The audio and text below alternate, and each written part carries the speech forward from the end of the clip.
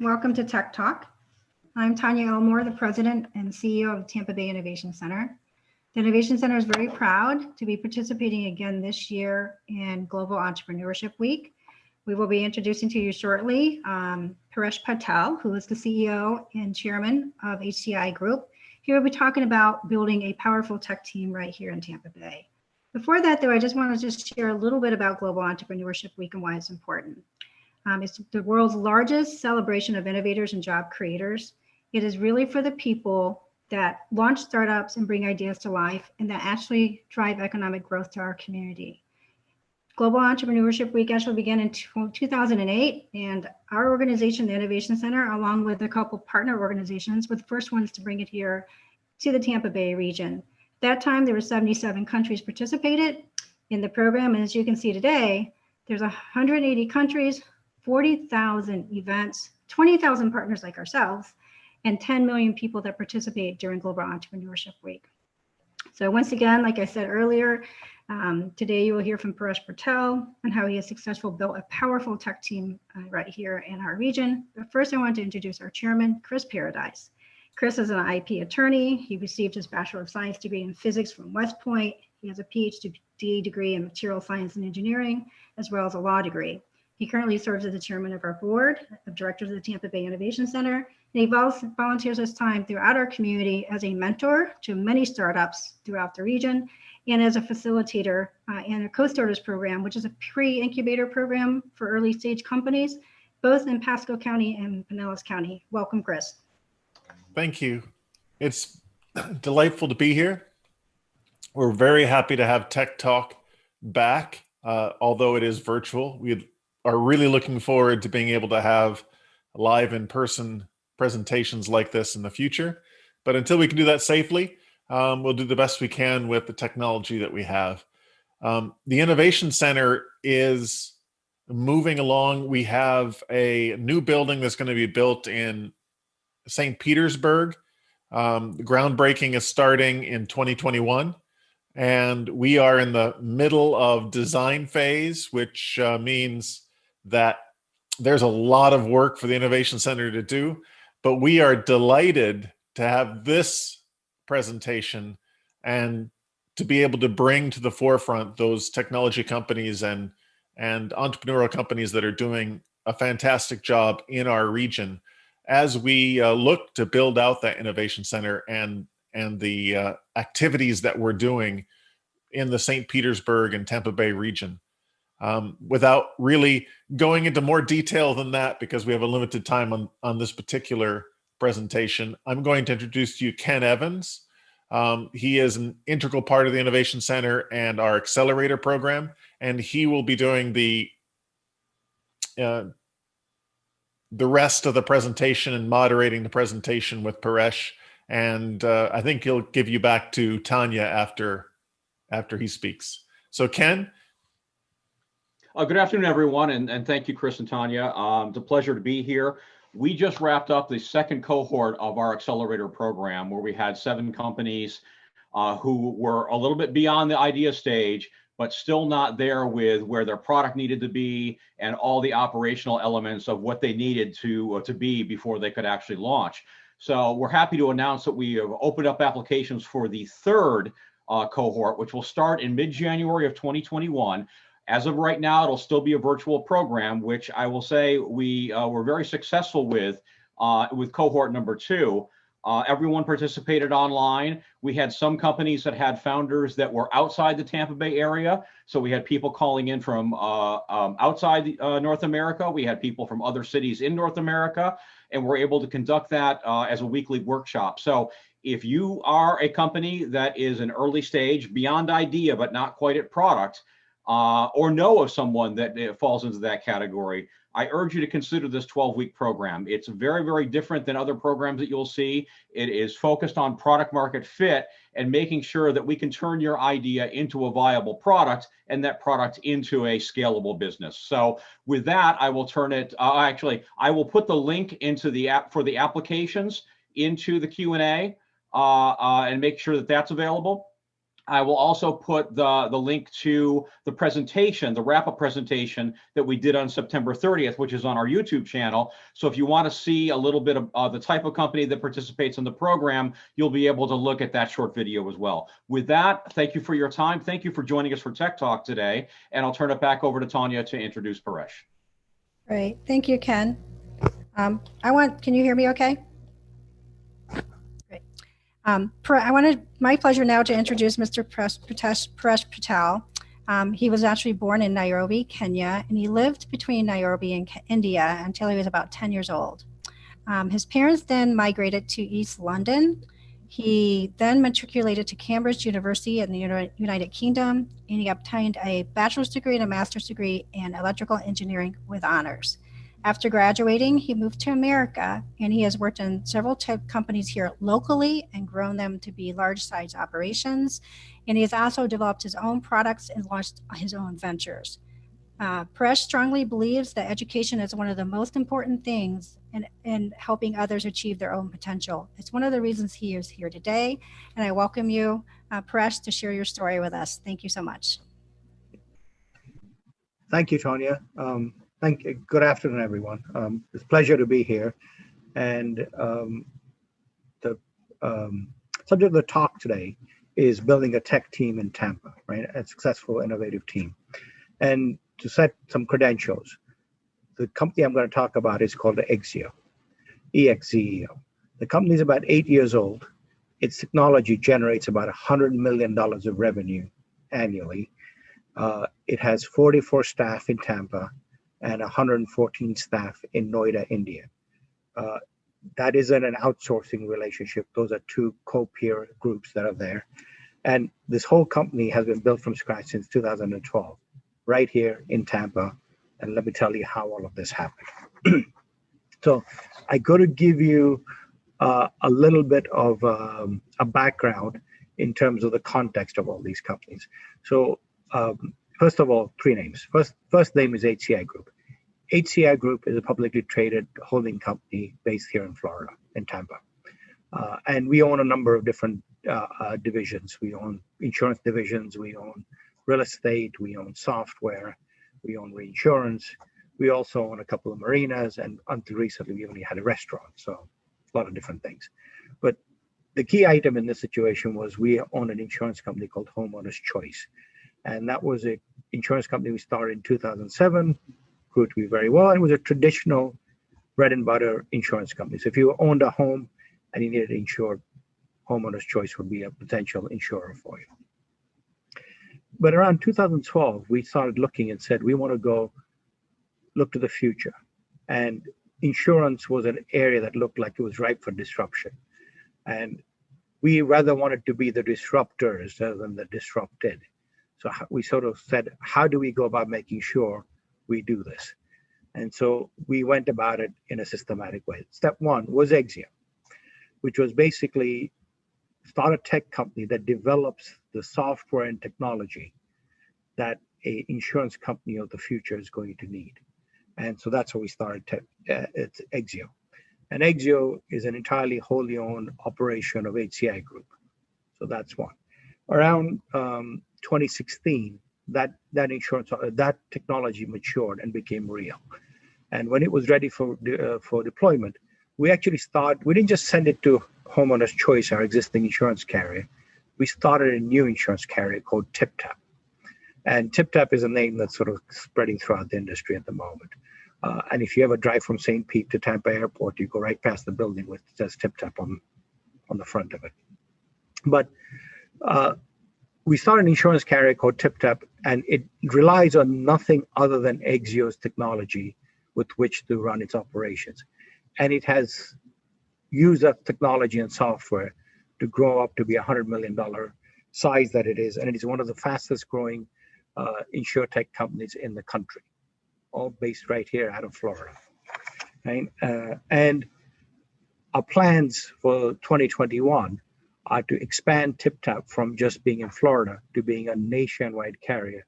And our ambitions are to grow it to be over $5 billion in revenue by the end of the decade.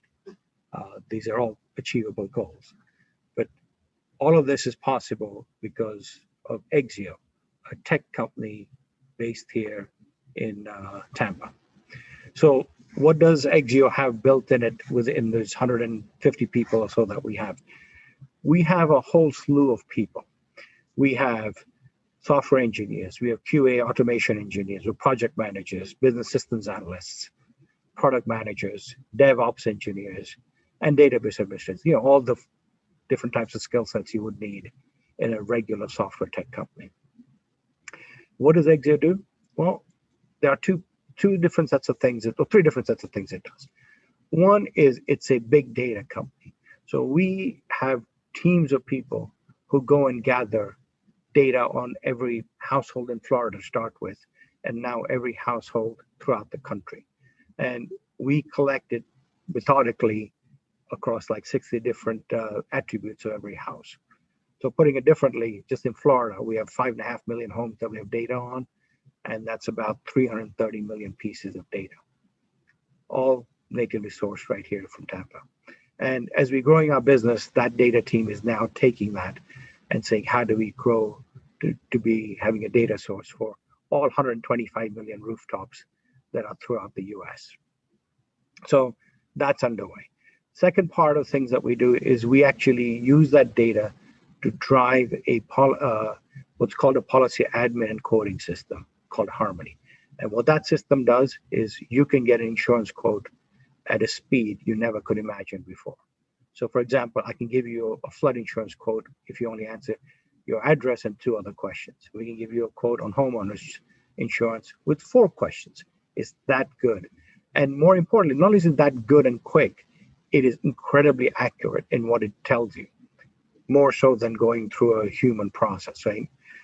And all of these things have all been developed, built, and 100% sourced out of either Tampa or Noida, India, right? We have 2 remote teams that work collaboratively with each other to do these things.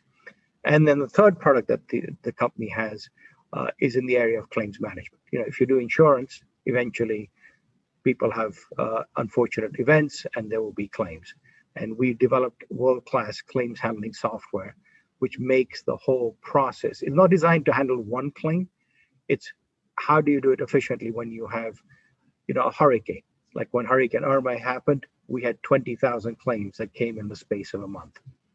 Our systems cope with them effortlessly. Those are the kinds of big scale systems that we're building, and they continue to evolve as we go. And by the way, the Exio team wanted me to let you know about how dynamic the organization is. So far, this year, we've issued 226 software releases, that whole update every day. And on the claim side, on the 163 releases over there. And the systems and tools have done 300,000 homeowners quotes so far this year and handled over 10,000 claims. And most of this stuff is done automatically with very little human involvement. That's the value of technology.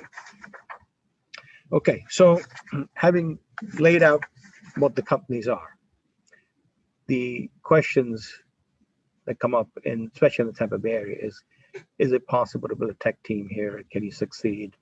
How does it work, etc. So having, I think, approached and reached that $100 million mark, I think that, to me, that's a benchmark for a successful startup. If you've sold $100 million worth of your product, kind of says you made it, right? So how did we get here? What did we do? And how, what was the journey? So along the way, to do this in Tampa and generally everywhere else, I guess, to some degree, we took a few lessons. And lesson number 1 that we started was when we started Exio, we sort of said, try to leave the past behind and imagine what the future is going to be. And that's not as easy as you would think, because we all, as we get older, come with baggage. We remember the last job we had, the last piece of software we wrote, the last technology we worked on, and you carry that into the future. There's an old saying that if you're carrying a hammer, every problem looks like a nail. Similar kinds of things. So we had to sort of say, how do we get past that?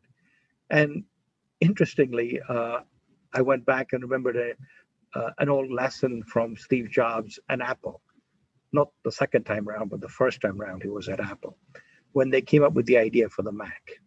What they did, they had a very successful product in the Apple II at the time, but they took a team of engineers and product managers, group of people, and they marched them across the parking lot to a building on the other side.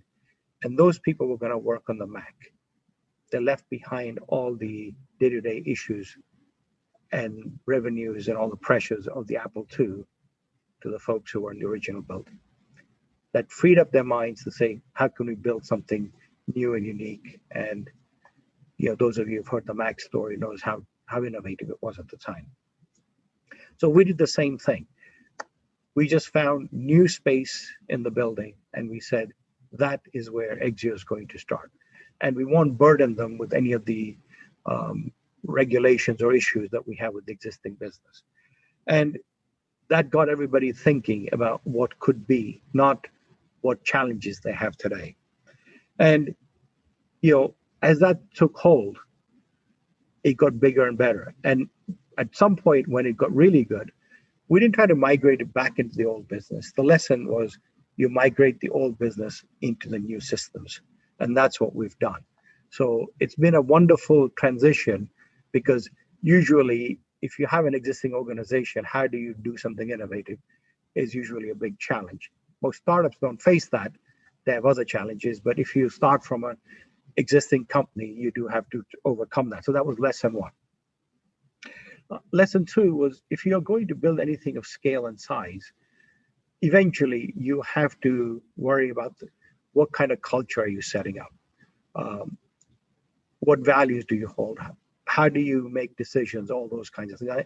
And those of you that are doing startups in Tampa Bay or anywhere else since Entrepreneur Week, I will relate to some of those issues and challenges.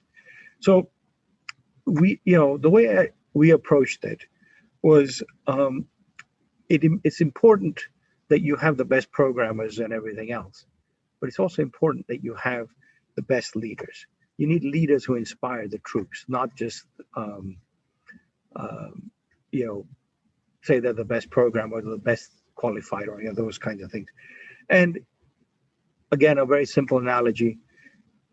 When you think about, like, in terms of football, the quarterback is not the biggest player on the team, but his job is to lead the team and to inspire them. And it can make a lot of difference. The Bucs have changed one quarterback from last season to this season. The results are materially different. Shows you how much difference the right culture can make. And, if those of you that have met me before would have heard me say that I lived a very charmed life. And that has always been true. And when I was trying to build this culture, amazing things happened. I needed those kinds of leaders, the Tom Brady's for this new startup. And wouldn't you know it, they came about magically. We acquired one of our main leaders. We acquired when we bought our India operation. Another one of our leaders was there because he was already running the IT and tech at home at HCI Group long before Exio came along. And the third one was somebody I'd met in a previous work experience.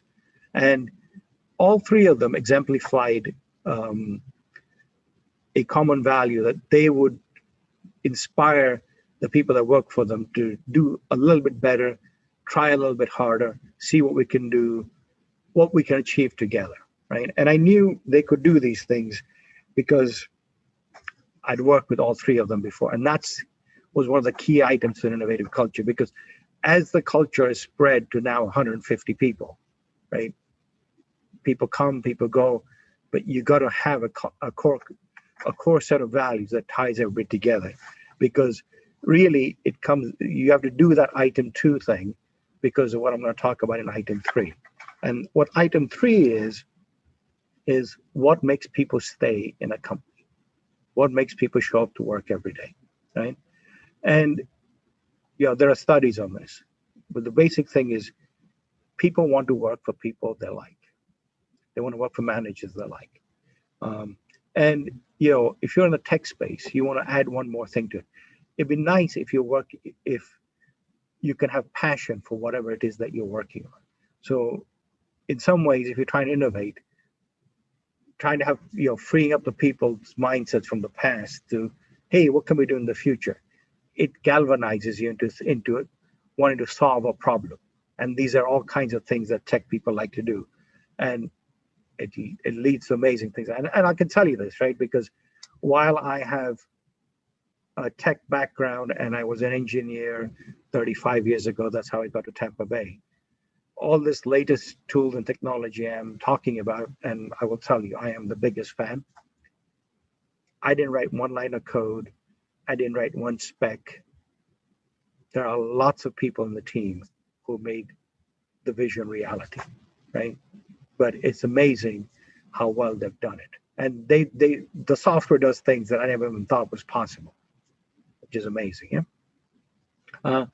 But one other thing about talent and people and everything else is it's important to be competitive on pay and benefits.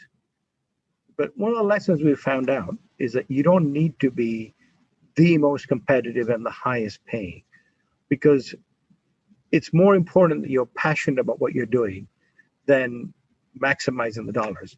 And if you attract the people who are only attracted by the maximum amount of dollars, you will pay a price for it culturally.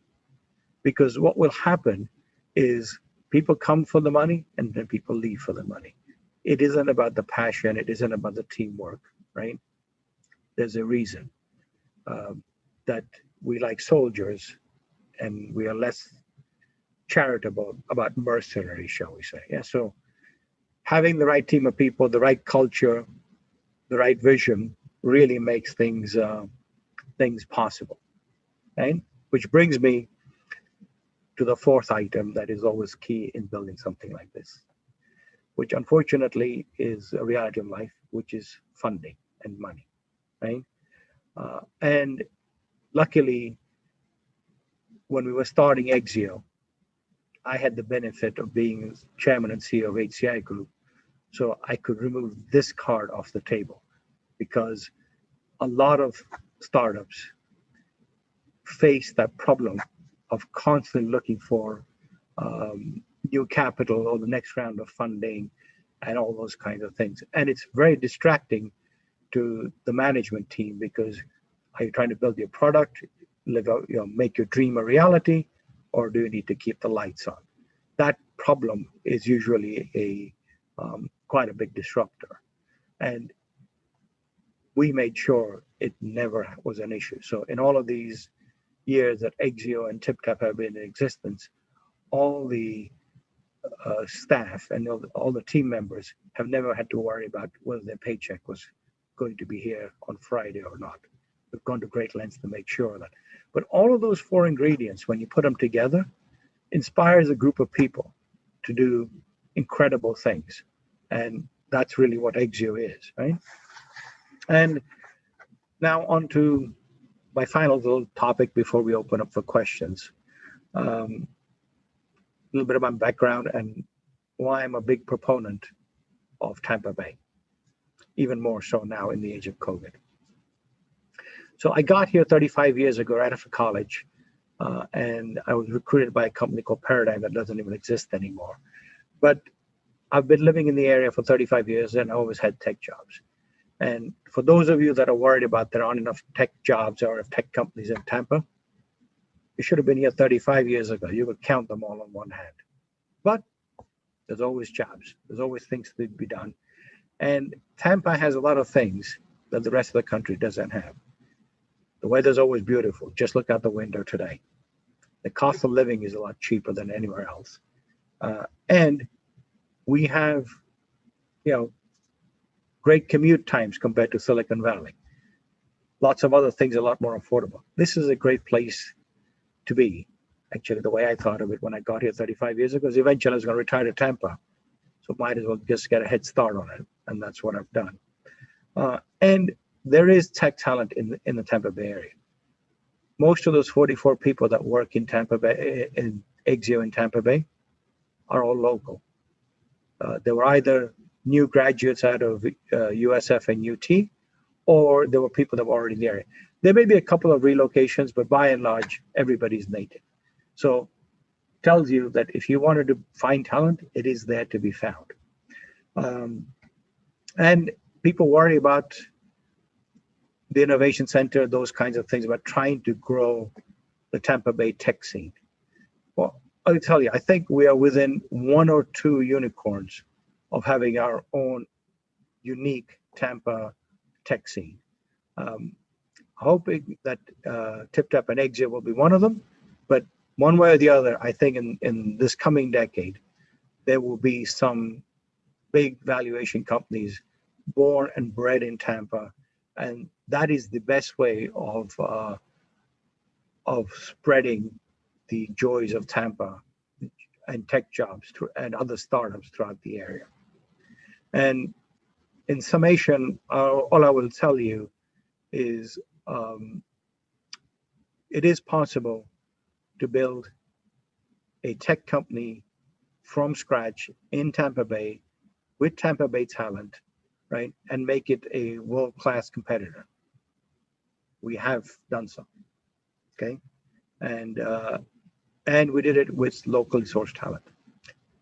With that, I will turn it over for questions or anything else anybody has to ask.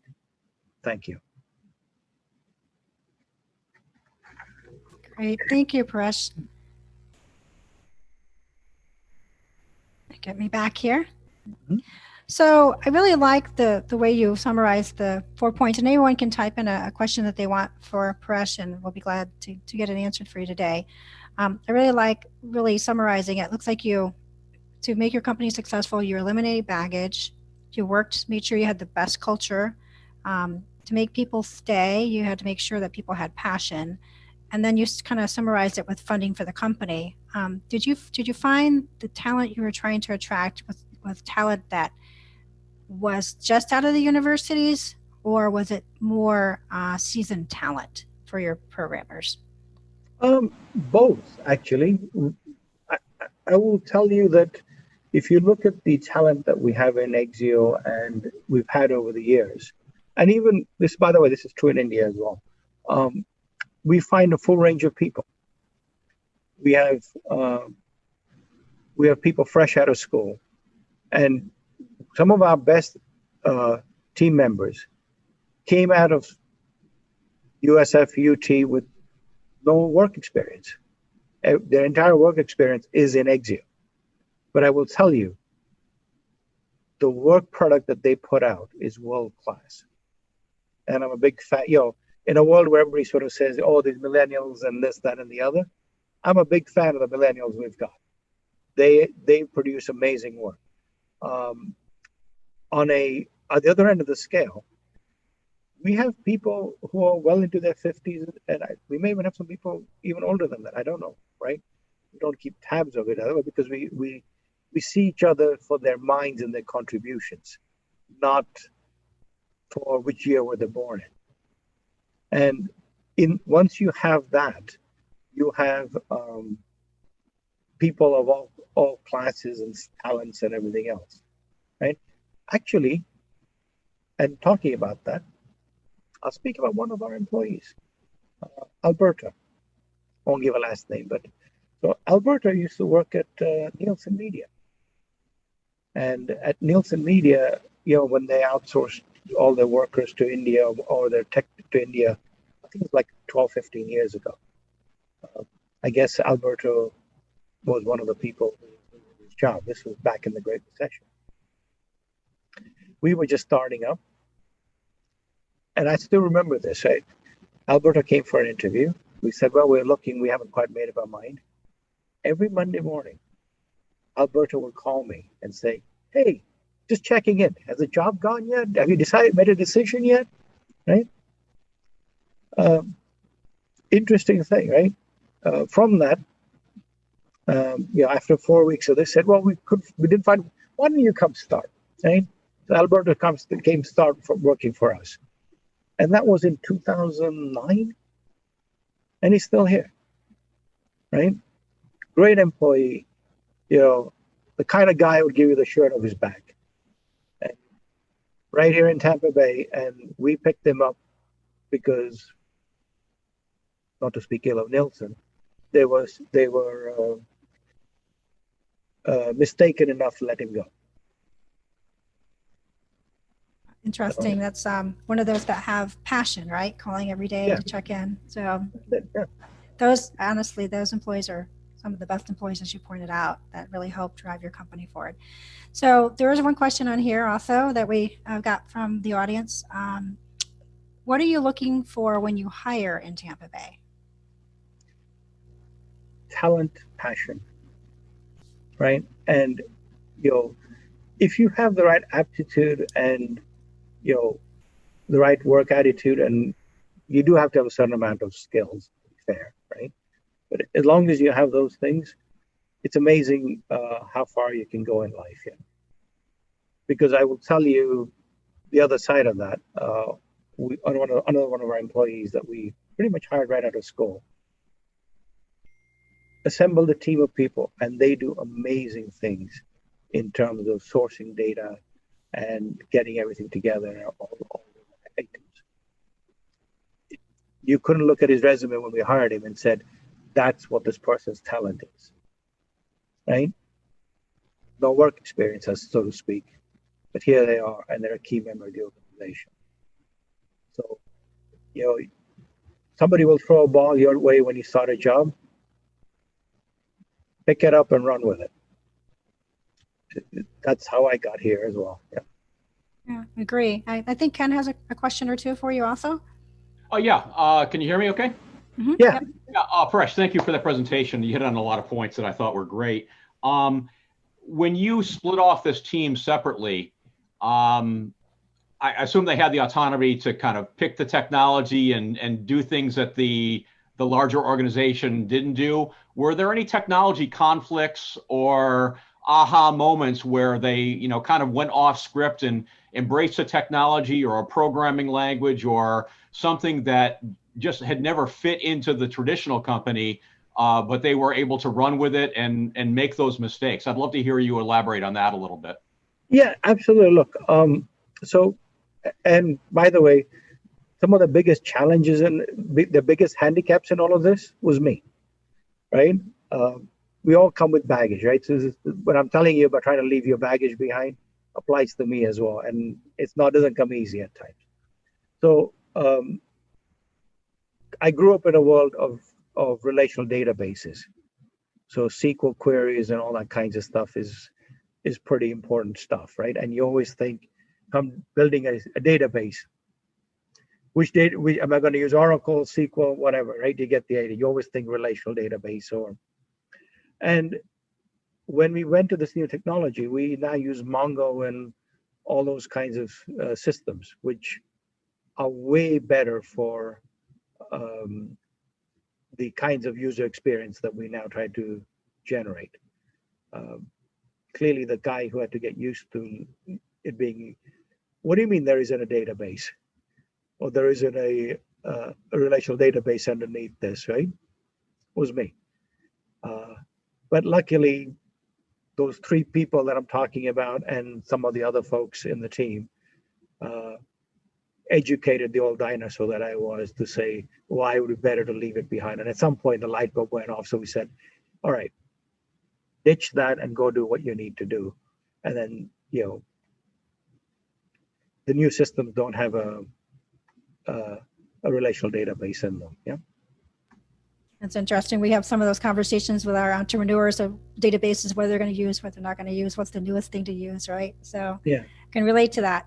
Another question from one of the participants is, how did you fund your XCO startup? Did you get local investors? And do you have tips on attracting investors? Okay, so slightly different answer in that situation. We didn't need to go get funding for Exio because Exio was funded by the corporate parent, HCI Group. But when we started HCI Group in 2007, we did have to get funding, right? Because what that startup was we said, let's get in the homeowners insurance business in Florida. And reasonable questions that people could ask is, oh, that's a good idea. Why? So you have a presentation why, and they say, oh, and how much experience do you have doing this? Well, never been in the insurance business before, but I think we can do really good at this, right? At that point, about 400 people check out and go, thank you for your time. See you next time, right? So when we were doing this to start the insurance carrier, we must have talked to 500 people to try and raise money. And we had to basically raise $12 million to get a license for an insurance company. And that was the minimum. We eventually raised just under 13 million. But I think in the course of trying to raise that money, I must have spoken to about 500 different people. And I will tell you, 400 of them said no right off the bat. Right? Out of the remaining 100, and some of the 400, by the way, also not only said no, they said, are you out of your mind? What the hell makes you think you can do this and get out of my office? Various other adjectives, right? Of the 100 that were left, there were a lot of people who talked about it and then didn't quite pull the trigger. But I will tell you, 76 people collectively put up the $13 million. And the lesson that I've taken away from this is two things. It isn't about all the people who said no. It's the 76 people who said yes, right? And because they saw the same business plan everybody else did. They took a chance, they believed, they wrote a check. Now, it's worked out very well because anybody who wrote a check has got like 25 times their money back, right? So it was a very good investment. But having said, that's in hindsight. At the time, writing a check is an act of faith. And when people give you that act of faith, you try to live up to the expectation. But because of that act of faith, when Exio came along, there was enough revenue being generated by HCI Group's other businesses that we funded Exio. And to date, I think we've invested something like $35 million over the last 8 years into the company. But it's well worth it. And a follow on to that question was, did you get any local investors in the company? Those 76 people were virtually all local. All local? Right? Yeah, and I will tell you how things progress.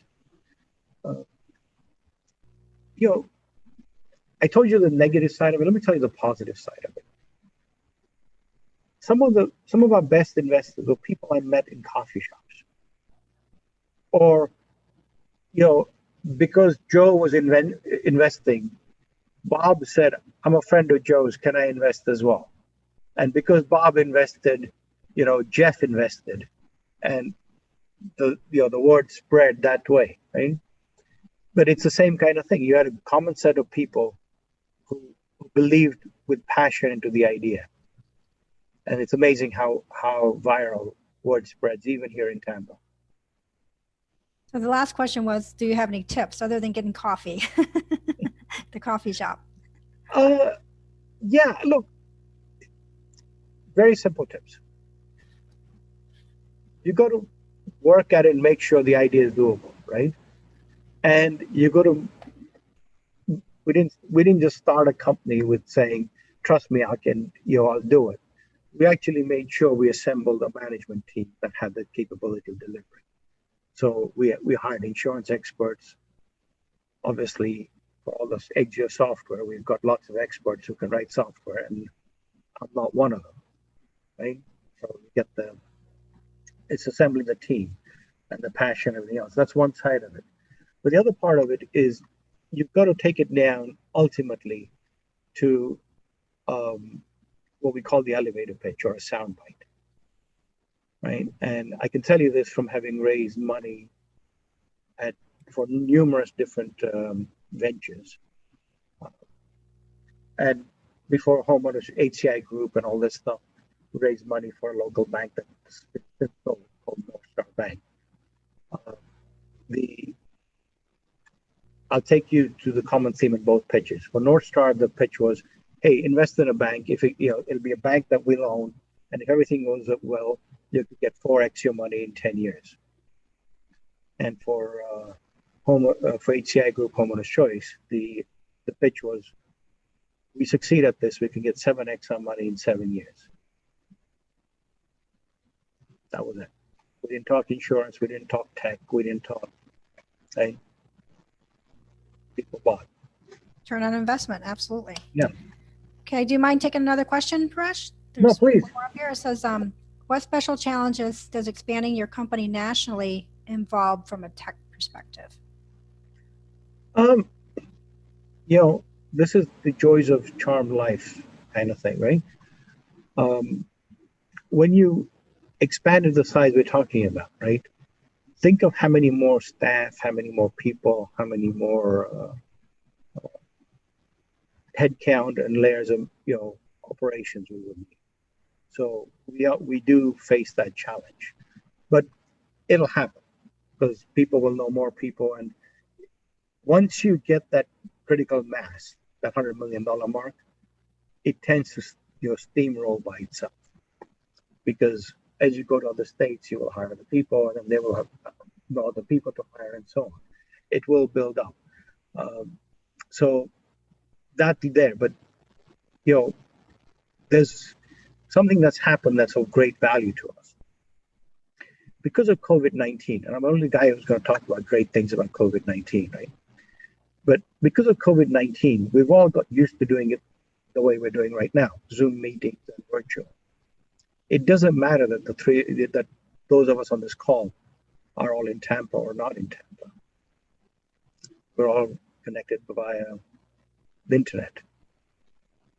What that suddenly has changed the game is Exio can now recruit people from throughout the US because we don't need them to come into the office, right? Which opens up the talent pool that we can select people from. Now, conversely, I will also tell you for the people on this talk, if you're worried about living in Tampa Bay and where will you get your next tech job from, those days have passed as well, because in the post-COVID world, you can live in Tampa Bay and work for a company in Salt Lake, right? And you can be just as productive. Most of our Exio people have not seen each other for 8 months, and yet they continue to crank out those 200 software updates in 9 months that we keep talking about. Yeah, it's a brave new world.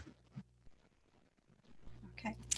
Well, if we don't have any more questions, I want to personally thank you, unless you have any closing remarks you'd like to add, and invite you back when we can do this in person post-COVID, because I think you did a phenomenal job and sharing your story and your expertise. I'm encouraged to see that there's opportunities for data scientists and programmers and things that I knew existed, but I wasn't sure at what level for our region. And one of our biggest growth sectors, and even with some of the companies that we've been working with, is in data science. So I think that trend will continue for our region because of our universities and the talent that we're growing here. But did you have anything else you wanted to add, Paresh? I was just going to build on that, right? If I was to give career advice to anybody, and I know this because selfishly, because we have a need all the time. For anybody who's a full stack developer, anybody who's a data scientist, anybody who's a BSA, anybody who's GIS qualified, right? Technical talent is of great value, and is something that we're always looking for. That person comes along, we can always find something new and something innovative for them to do. Yeah. So we're very happy to do it. And one final item is, if for those of you that are starting up new companies out there or whatever, and if you've got a business pitch that you want us to take a look at, right? I'd gladly meet you in a coffee shop somewhere. And that's how business gets done. So please feel free to come to the Innovation Center here and let us know. Thank you very much for that offer. It's a very generous offer. And we'll make sure that not too many people take you up on that. There you go. Yeah. So, well, thank you. I want to thank you again. And then just wrap up with Ken, I think you have product discovery workshop coming up on Thursday. Is that correct? I think it's this Thursday at 2. Yes. So as part of Global Entrepreneurship Week, we moved our monthly meetup to this Thursday. So Thursday at 2:30, you can respond via email off of our website or on the meetup page. But if you are a small tech company and you're at the point where you would benefit from a peer group of other founders at various stages, we do this every month, and it's a lot of fun. It's a great way to have accountability. It's a great way to substitute for that coffee shop that we don't have on a regular basis anymore. But I encourage just anybody who is thinking about building a tech company or is building a tech company to join us for that session. It normally lasts an hour to an hour and a half, and it's just a good time of meeting other founders and learning about the process, and hopefully getting some good tips on what you need to do next to focus on building that next great thing. So thank you. Yeah, and Paresh, I want to say our new building has been designed to include a coffee shop. So we welcome the opportunity to see you when that gets constructed. Thank you everyone for attending, and we really appreciate your time today, Paresh. Thank you. Thank you, Paresh.